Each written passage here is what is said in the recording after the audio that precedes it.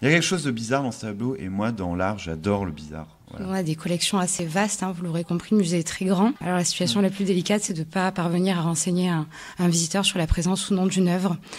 Surtout qu'on a des jeunes conservateurs qui s'amusent à les changer de place assez souvent. D'accord. La régie des œuvres, on sait comment commence la journée, on ne sait jamais comment elle finit. Souvent sur les rotules, mais bon, au moins, voilà.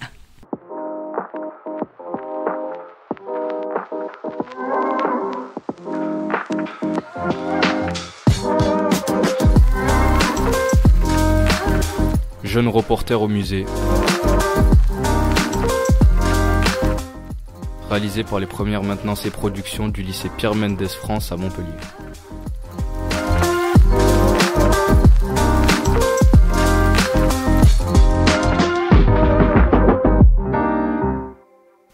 Bonjour, nous sommes une classe du lycée Pierre Mendès France, en classe de première maintenance et pilotage de ligne de production.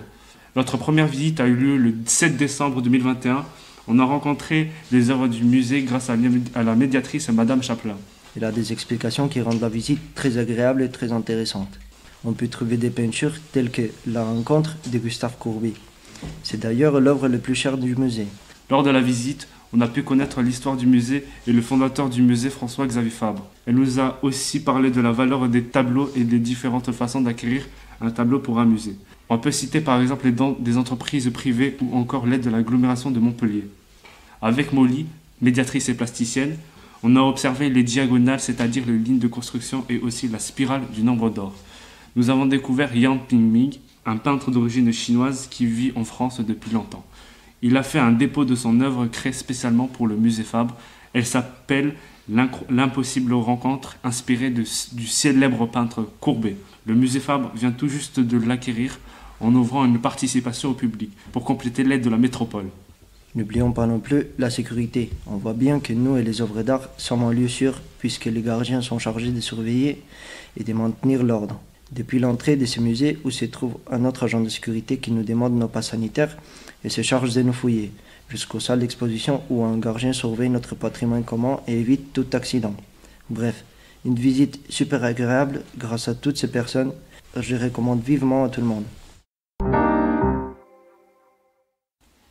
Madame Boukezoula, bonjour. Bonjour. Vous êtes agent d'accueil au musée Fabre. En quoi consiste votre métier ? Alors nous, notre mission première, c'est d'accueillir le visiteur, de le renseigner, de l'orienter. On fait partie vraiment de l'accueil du musée, au même titre que le hall Buren. Comment sont accueillis les visiteurs ? Bien, j'espère. Ils commencent la visite du musée déjà par l'entrée, qui est une très jolie porte, et puis on rentre directement donc, dans le hall Buren, qui est l'œuvre réalisée par Daniel Buren. D'accord. Donc la visite commence déjà avant même de rentrer dans le musée. Avez-vous connu des situations délicates dans votre métier, et si oui, racontez-nous l'une d'elles. On a la chance d'avoir un public quand même très agréable, puis souvent passionné. Donc la difficulté, surtout nous on a des collections assez vastes, vous l'aurez compris, le musée est très grand. Donc malheureusement on ne connaît pas toutes les œuvres. Alors la situation la plus délicate, c'est de ne pas parvenir à renseigner un visiteur sur la présence ou non d'une œuvre. Surtout qu'on a des jeunes conservateurs qui s'amusent à les changer de place assez souvent. D'accord. Pourquoi vous avez choisi ce métier et depuis combien de temps l'exercez-vous ? Par amour pour l'art et la ville de Montpellier, tout d'abord. Et là, ça fait 2 ans maintenant que je suis dans l'équipe du musée Fabre. Quel a été votre parcours scolaire pour atteindre cet emploi ?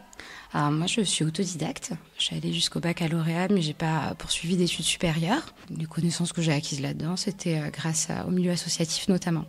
Ce métier vous plaît-il toujours autant ? Oui, beaucoup. Et depuis la crise du Covid, les consignes sanitaires ont changé. Comment vous vous êtes adapté ?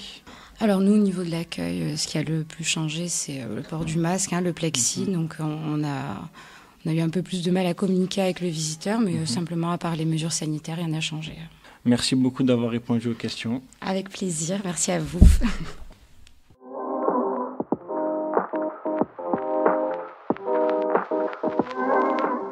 Bonjour, moi je suis Randy. Bonjour Randy. Bonjour. Et vous, vous êtes Madame Magali Robert Frété et vous êtes régisseur de ce musée. Je suis régisseur des collections permanentes, oui. En quoi consiste votre métier ? Alors, le régisseur d'un musée coordonne les déplacements des œuvres internes et externes du musée sur le plan financier, juridique, administratif et physique. Voilà. En fait, pour plus de précision, au musée, nous sommes 2 régisseurs. Donc il y a une régisseure qui s'occupe uniquement des expositions temporaires. Et moi, je suis la régisseure chargée des collections permanentes. Donc tout ce qui correspond aux œuvres dans les 52 salles que vous connaissez peut-être. Donc les 9000 mètres carrés de salles, celles qui sont en réserve aussi également, et les dépôts au musée, puisque les grands établissements nous déposent des œuvres, soit parce que c'est un choix de leur part, avant c'était le cas, d'envoyer des œuvres en province, en région, comme ils aiment bien dire maintenant. Et du coup, c'est vrai qu'on a eu tendance à les garder, soit parce qu'on a des trous dans les collections, en particulier les collections modernes. Donc là, dans la salle des modernes, si vous allez salle 42 exactement, vous verrez que la plupart des murs sont occupés par des œuvres qui viennent du centre Pompidou, parce qu'on a ce sont des œuvres qui sont assez chères et qu'on n'arrive pas forcément à acquérir, ou alors voilà, au compte-gouttes, donc on commence à acquérir. Pourquoi avez-vous choisi ce métier ?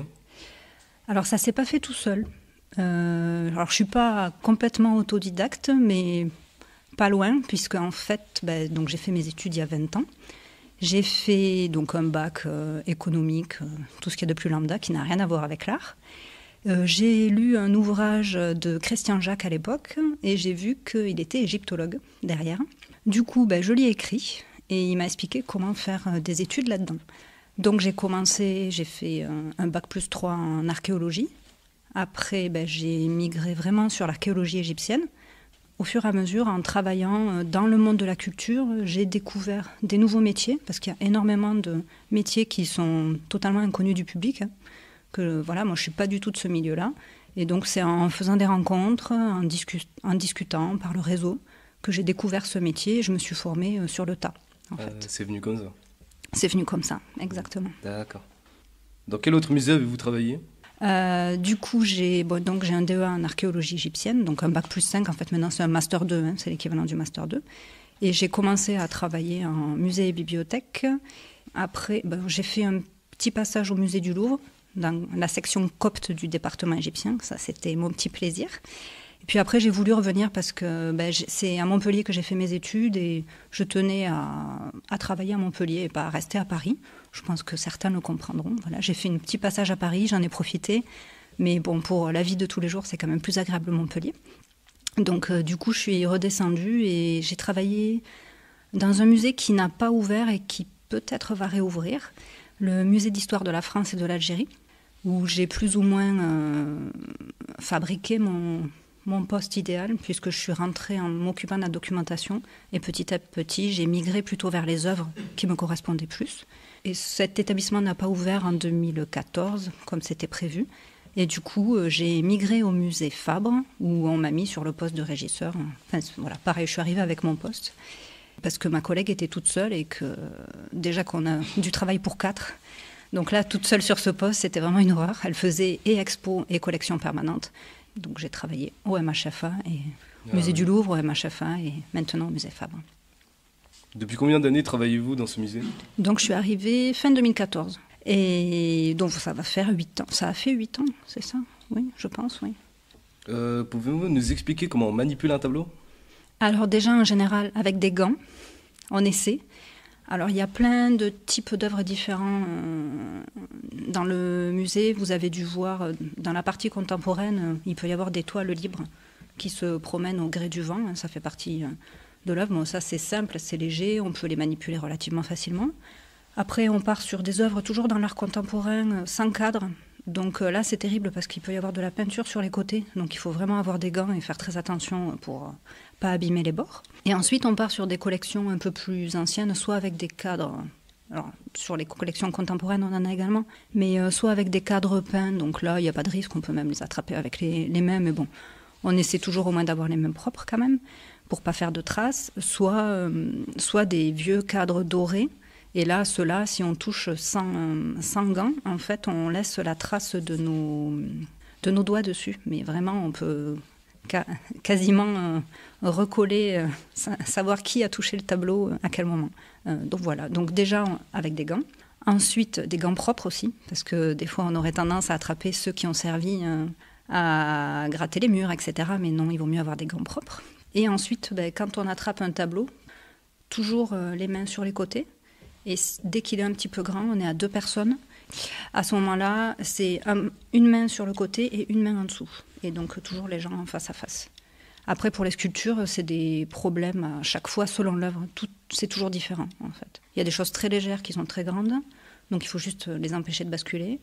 Il y a des choses très grandes, très lourdes, ou toutes petites, très lourdes. Donc voilà, c'est vraiment l'expérience qui permet de savoir comment manipuler. Lorsque l'œuvre doit sortir du musée, quelles sont les différentes opérations que vous devez mener ? Alors, il peut y avoir plusieurs raisons pour lesquelles une œuvre sort du musée. Donc vous avez les expositions et vous avez aussi les restaurations. Et puis il y a aussi l'arrivée de l'œuvre au musée dans le cadre d'une acquisition. Quand c'est pour une restauration ou une acquisition, c'est pareil, c'est très simple. On voit avec le transporteur ou avec le vendeur. Il faut qu'on discute aussi avec le restaurateur. Il faut que le planning de tout le monde s'accorde. Moi, je supervise une équipe de 4 personnes, 4 agents techniques qui sont là pour refaire les salles. Ils ne font pas les expositions temporaires, mais ils font toutes les salles. Par exemple, en 2019, on a refait l'équivalent de la moitié du musée, complètement. On a vidé, sur les 52 salles, on a vidé la moitié du musée pour refaire les salles, les repeindre, les raccrocher, parce que tous nos conservateurs ont changé relativement récemment, mais du coup, ils ont voulu donner leurs pattes aux salles. Et donc, ils ont mis un certain temps à tout retravailler pour le mettre à leur image. Là, on est à peu près arrivé au moment qui leur convient, heureusement, parce que du coup, c'est vrai que c'était assez fatigant pour les... Enfin, c'est très intéressant, hein, mais c'est quand même épuisant, parce que physiquement, il faut ranger les œuvres en réserve. En fait, on a 11 000 œuvres dans le musée, Oui. et on en a 1100 en salle, donc 10%. Et ça veut dire qu'on les fait tourner systématiquement. Et on a 200 prêts par an, à peu près. Donc, du coup, on fait sortir les œuvres... mais il faut les remplacer dans les salles. Parce que souvent, ce sont les œuvres en salle qui partent en prêt, parce que ce sont les œuvres les plus importantes. Pas forcément les plus chères, mais celles qui ont un intérêt vraiment historique. Donc c'est rare que ce soit... Ça peut arriver, parce qu'on a changé une salle, etc., changé une thématique, mais en général, ce sont les œuvres en salle, et donc il faut les remplacer. Mais quand on sort une œuvre de salle... ils n'ont pas juste envie de la remplacer par une copine qui est en réserve. En général, il faut à minima refaire le mur. Et dans le pire des cas, ce qui est bien aussi, mais c'est vrai qu'il faut vraiment l'anticiper, on refait toute la salle, voire les couloirs qui sont autour. Puisqu'il y a toute une logique dans la présentation qui est aussi utilisée pour le service des publics, pour leur visite. Quand vous faites une visite, enfin pour les tout petits publics, pour les publics d'adolescents, pour les publics de jeunes adultes, pour des publics plus spécifiques, tout le service des publics a des visites différentes avec des œuvres différentes. Et donc à chaque fois, il faut essayer de trouver l'œuvre qui va remplacer. Donc après, si ça part en restauration, il faut qu'on s'arrange, donc qu'on prévienne le service des publics évidemment, qu'on s'arrange avec le restaurateur, qu'on tombe... quand il faut, comme il faut. Là, par exemple, on a fait partir deux meubles en restauration à Marseille, chez un restaurateur. C'est mon équipe qui est partie, c'est 2 personnes de mon équipe qui sont allées amener les meubles au restaurateur la semaine dernière et qui doivent aller les récupérer fin avril parce que ça va être présenté dans l'expo Gauffier. Donc, vous verrez 2 petits mobiliers qui auront été restaurés juste pour l'exposition et c'est mon équipe qui est allée sur une journée apporter et qui retournera sur une journée chercher les œuvres. Mais quand on fait sortir aussi, il faut aussi assurer les œuvres. Parce que là, quand c'est chez nous, il n'y a pas de souci, les œuvres sont assurées. Mais du coup, il faut faire une demande spécifique à l'assureur en disant à telle date, dans tel cadre, avec tel véhicule, telle œuvre va sortir, va être amenée chez le restaurateur est assuré chez lui, etc. Donc ça, c'est pour une restauration, c'est relativement facile. Après, il y a les prêts. Donc, une exposition temporaire où on nous demande un de nos chefs-d'œuvre, ça va être le cas demain. On fait partir le Mon Voisin qui est en salle Préau. Le service des publics l'utilise tout le temps. Donc, déjà, eux, ils ne sont pas très contents. Parce que c'est compliqué pour eux de la remplacer dans leur visite, ce qui est logique. Bon, ça fait quelques mois qu'on le sait, mais bon, c'est pas toujours évident. Et donc, là, par exemple, moi, j'ai un 19 tonnes qui va arriver sur l'esplanade. Le problème du 19 tonnes, c'est qu'il est trop long. Donc, je suis en discussion depuis hier avec la police municipale pour qu'ils m'envoient une brigade motorisée. Donc il faut que j'explique au transporteur qu'il doit se garer sur le parking du Zénith demain en début d'après-midi. Donc qui va venir, c'est juste pour amener la caisse. Et puis après, il reviendra pour chercher l'œuvre. C'est tout ça à mettre en place parce qu'il faut que ça aille avec les horaires du musée, que ça aille avec les horaires de la police, qui a autre chose à faire aussi. C'est pas toujours évident. Le transporteur, il fait ce qu'il peut. En fait, son camion est tombé en panne vendredi dernier. Donc voilà, c'est de la logistique pure. Ils ont essayé de trouver un véhicule qui a la clim derrière. Parce qu'en fait, c'est pas la cabine qui est climatisée, c'est l'arrière, là où on met l'œuvre. Il faut toujours qu'on ait entre 19 et 20 degrés pour nos œuvres. Donc il y a la clim, il y a les suspensions. Ils sont géolocalisés, ils sont suivis à distance, parce que on va éviter quand même de perdre un camion avec une œuvre d'art dedans, quelle qu'elle soit. C'est un peu fâcheux. Il y a une caisse qui aura été fabriquée exprès pour transporter ce tableau. Alors ça, après, des fois, ça peut être juste un tamponnage simple avec du papier bulle, du papier pour le protéger de la poussière, si ça va pas trop loin. Mais là, en l'occurrence, ça va dans un château, donc on fait quand même une jolie caisse, sachant que le tableau est grand, donc c'est une grosse caisse. Ça veut dire qu'elle est lourde. Ça veut dire qu'il faut que l'équipe soit là à l'arrivée. Mon équipe pour aider les installateurs à déplacer l'œuvre. On est obligé de fermer la salle au public, parce qu'ils ne peuvent pas arriver à 8h du matin, justement parce que ça demande trop de logistique en amont. Donc ils vont arriver l'après-midi, ça veut dire que temporairement, on va être obligé de fermer la salle, ce qu'on n'aime pas. En général, on essaie de la laisser au public. Et en amont, ça a été une négociation, parce que quand ils nous ont demandé le prêt de cette œuvre, le directeur ne voulait pas qu'elle parte. Parce qu'elle est fragile, qu'elle sert dans nos parcours. Et donc, il n'était vraiment pas favorable. Mais il y a eu une négociation entre les deux établissements, les deux chefs d'établissement, pour justifier le fait que, oui, en effet, c'était cette œuvre-là qui était nécessaire.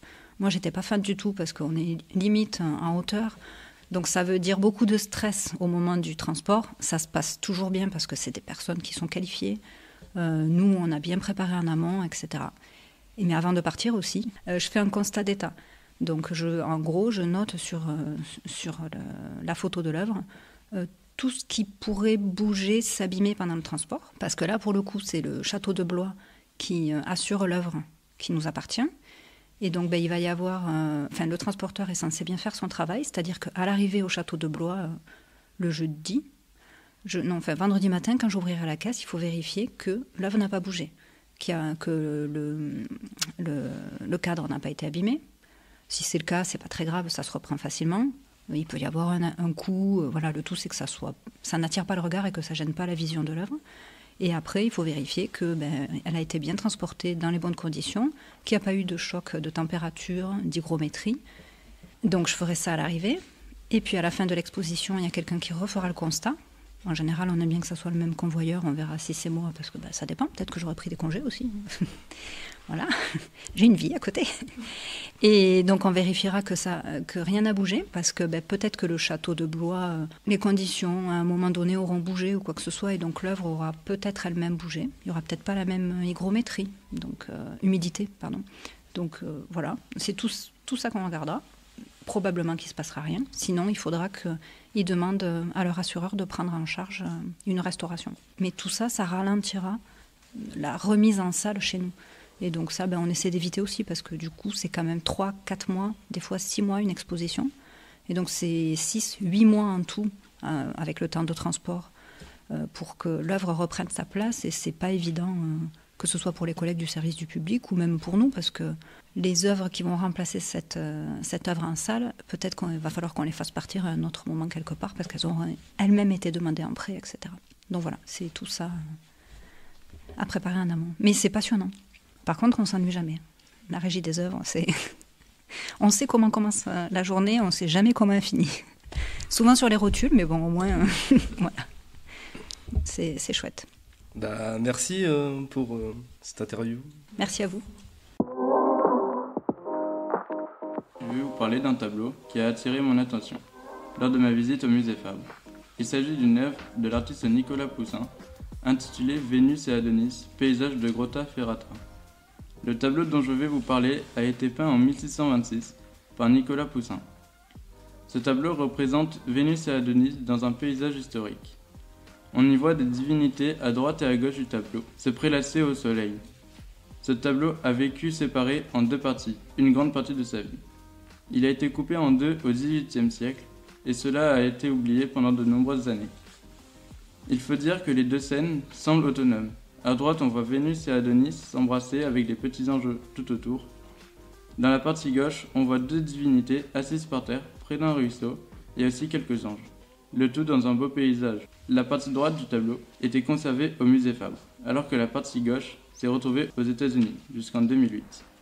Les deux parties ont pu être réunies en 2009 grâce aux recherches des conservateurs. Ces derniers avaient remarqué, lors d'une restauration, que le tableau contenait une inscription incomplète au dos. C'est ainsi que la recherche de l'autre moitié a débuté, pour finir par la réunification au sein du musée Fabre avec sa moitié pour 1,8 million. Bonjour Monsieur Pierre Stepanov, vous êtes un conservateur des collections du XVIe au XIXe siècle ici au musée Fabre. En quoi consiste votre métier ? Alors, bonjour et merci pour vos questions. Alors, mon métier consiste à beaucoup d'aspects, mais disons qu'il gravite vraiment autour des œuvres d'art qui sont conservées dans le musée. Et donc, ces œuvres, moi, mon rôle au musée, c'est de les étudier, de connaître, d'essayer de trouver leur histoire, de savoir comment elles sont arrivées ici, quelles sont les péripéties qu'elles ont traversées. C'est de les étudier, de veiller à leur bon entretien, qu'elles soient en bon état, éventuellement de les restaurer avec des restaurateurs, parce que moi-même je suis pas restaurateur. Et je dois veiller aussi à leur valorisation, c'est-à-dire que vous, visiteurs, eh bien, vous puissiez les voir dans de belles et bonnes conditions. Donc je m'occupe de la manière dont elles vont être accrochées, dans quelle salle, à gauche, à droite, au-dessus, en dessous, des couleurs qui vont être choisies dans les salles, de l'éclairage, des textes qui accompagnent ces œuvres aussi, vous savez, les cartels qui expliquent aux visiteurs. Donc je suis un petit peu responsable de tout ça.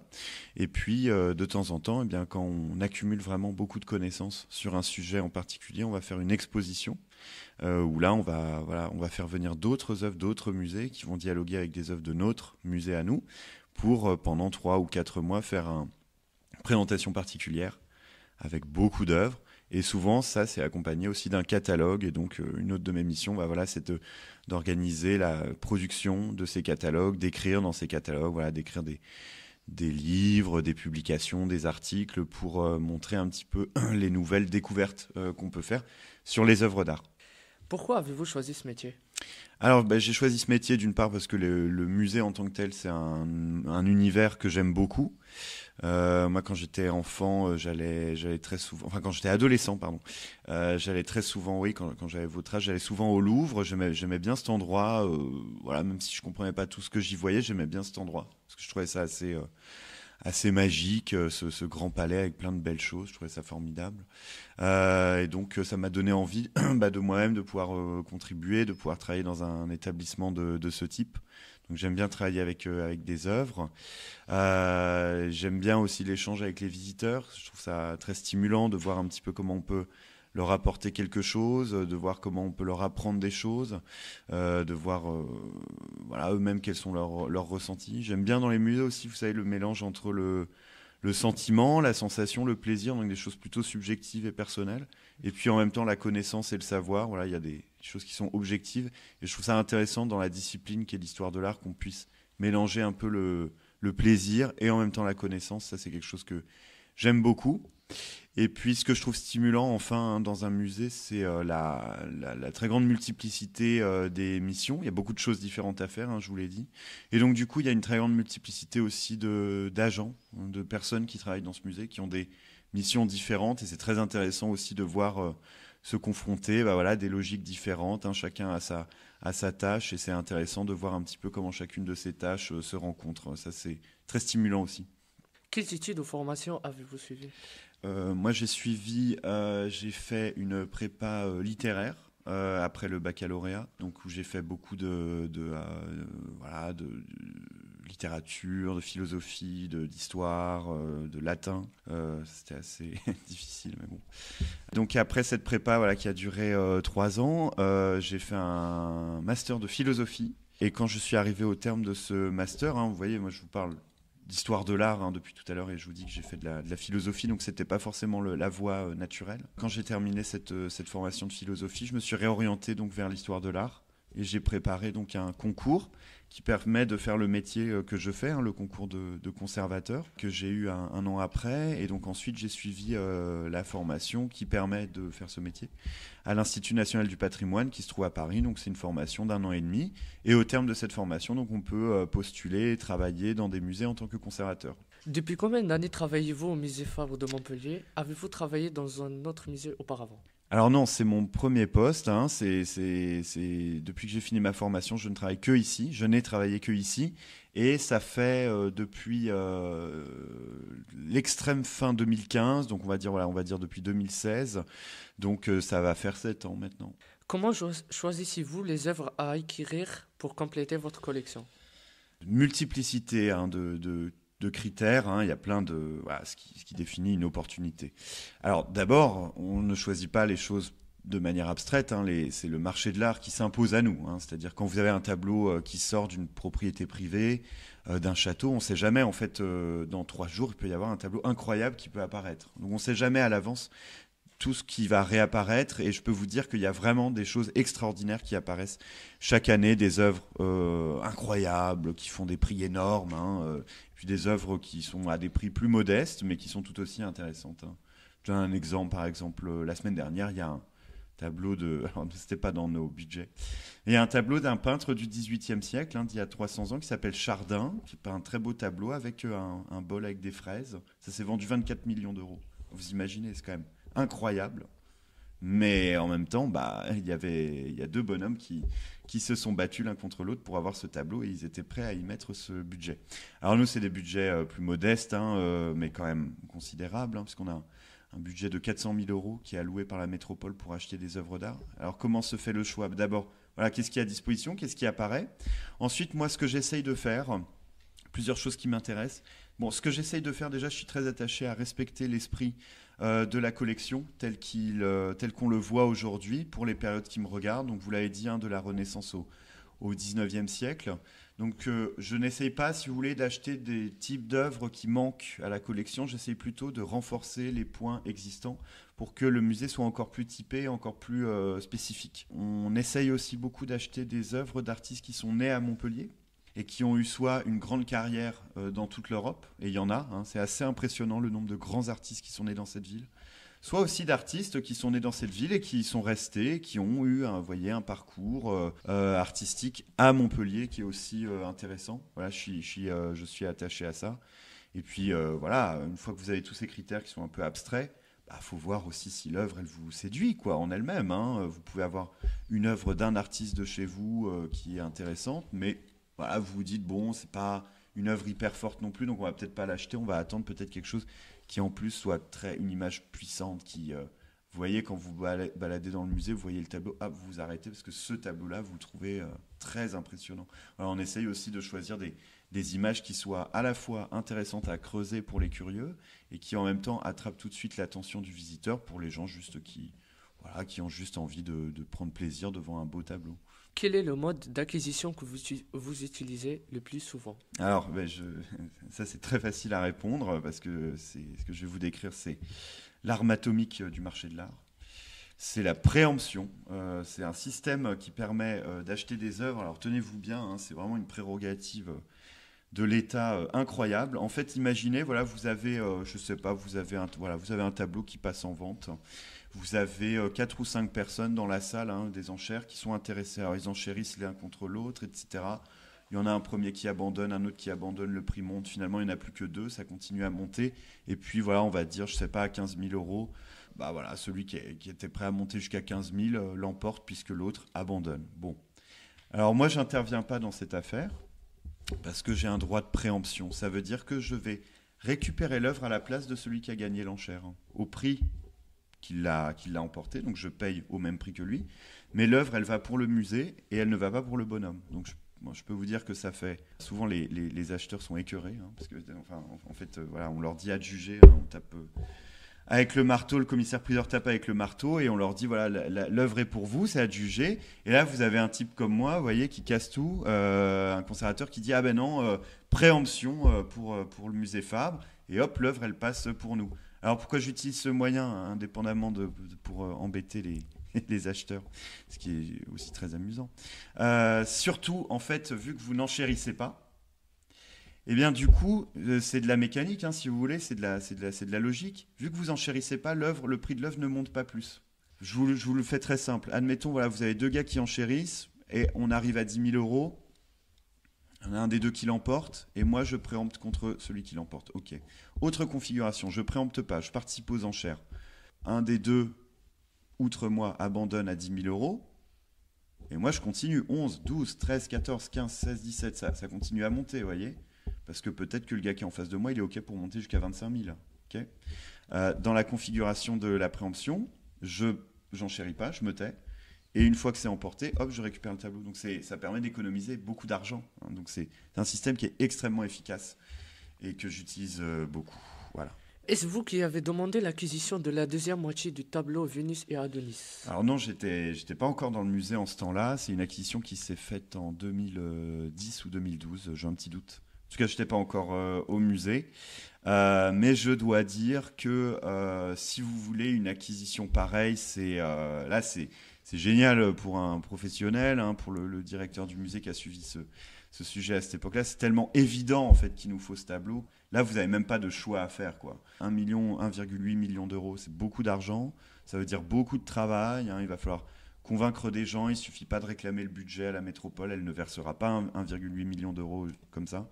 Il faut trouver des mécènes, des gens qui ont envie de participer à cette aventure. Donc c'est du boulot.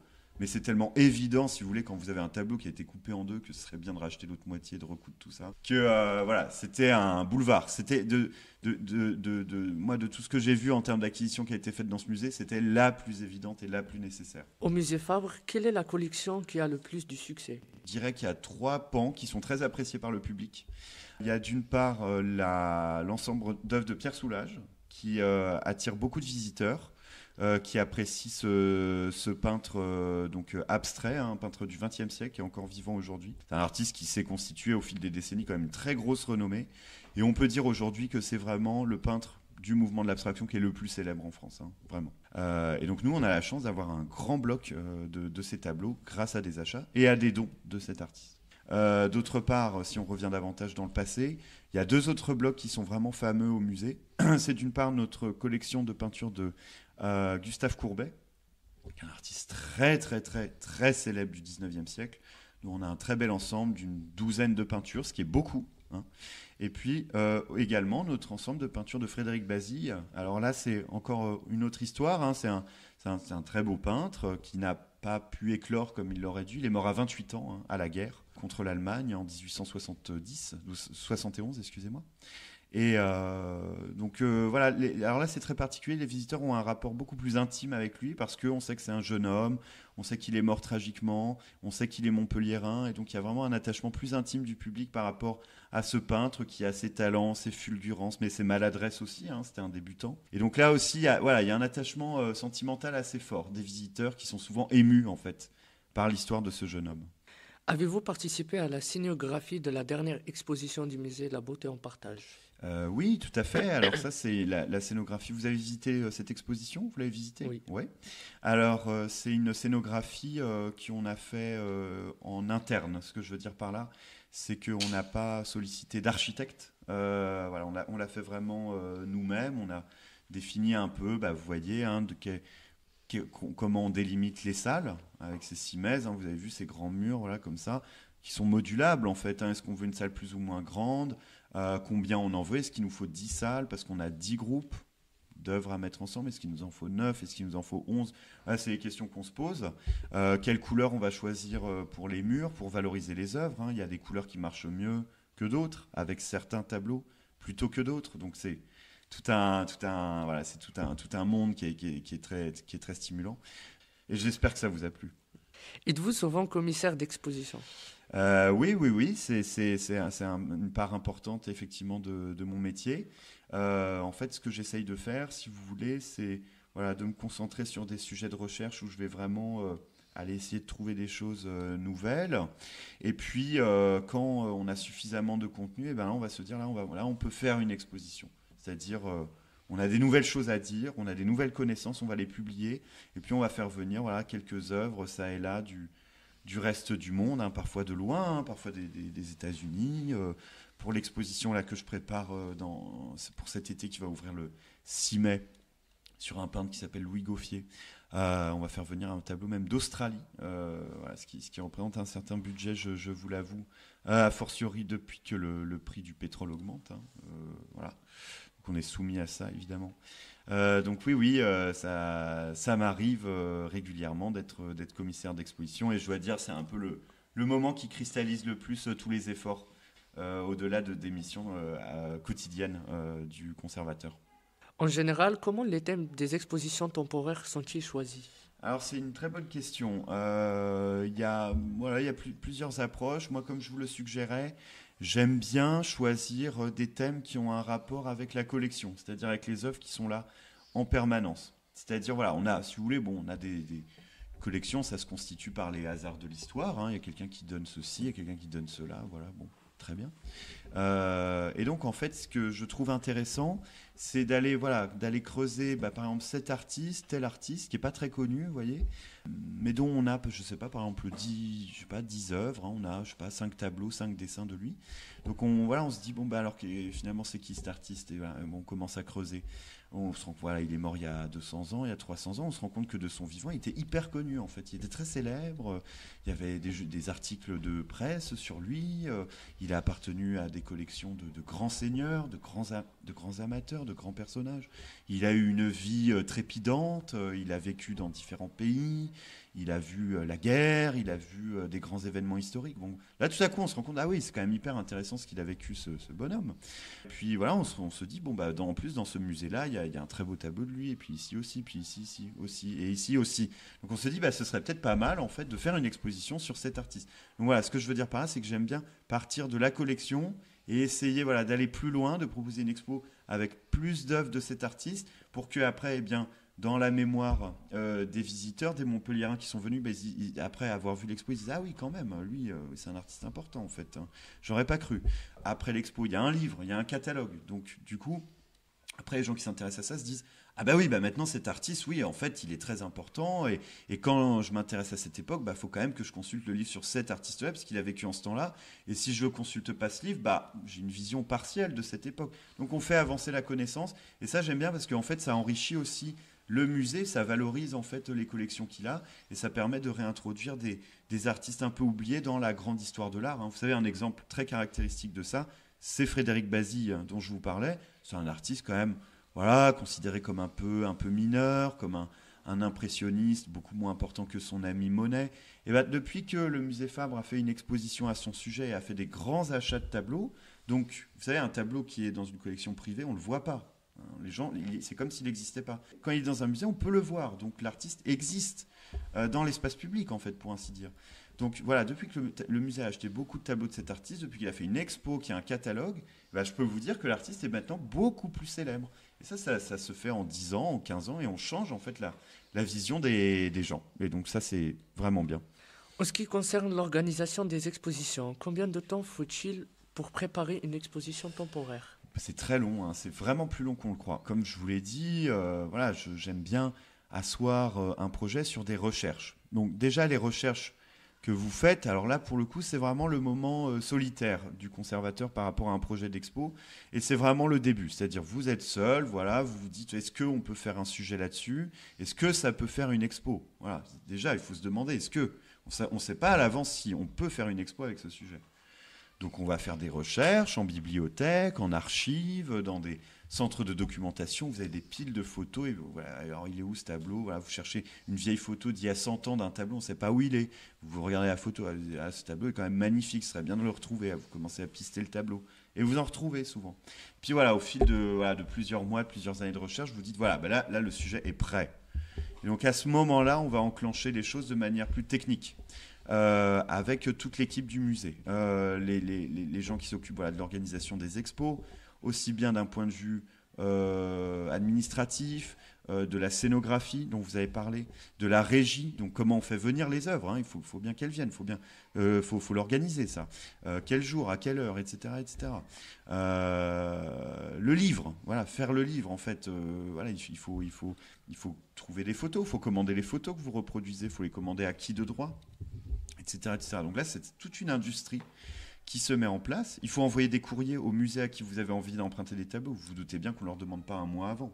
Il faut leur demander un an et demi, parfois 2 ans avant.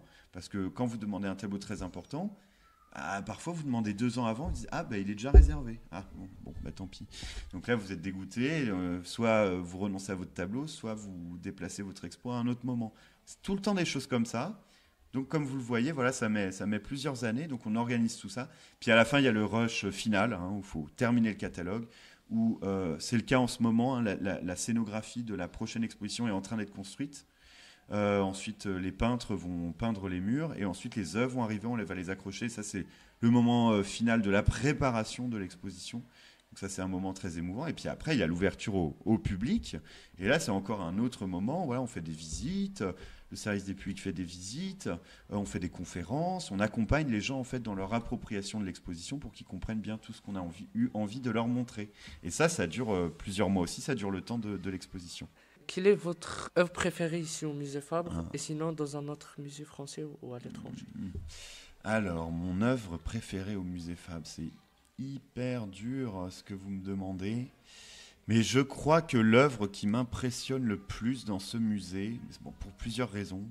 Déjà parce que esthétiquement, elle est très belle et très étrange. Et aussi parce que historiquement, artistiquement, elle est très rare. Parce que c'est un artiste dont toute l'œuvre a presque été entièrement détruite. C'est un tableau qui s'appelle La Charité de Jean Cousin. C'est un tableau très étrange, très impressionnant, qui date du temps de François Ier. Donc vous voyez, ça a quand même, ça a 500 ans. C'est une peinture sur bois. Ça représente une femme nue, entourée d'enfants. Elle est en train d'allaiter un des enfants, il lui donne le sein.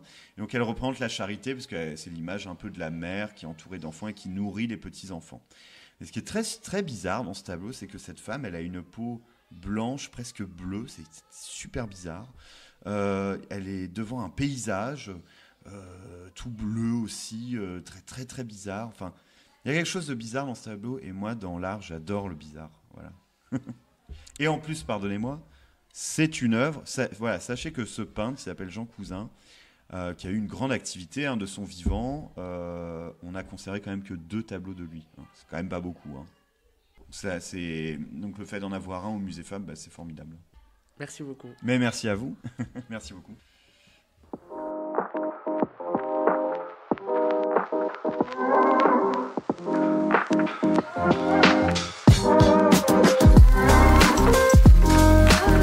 Jeune reporter au musée. Un podcast réalisé par les premières maintenances et productions du lycée Pierre Mendès France à Montpellier.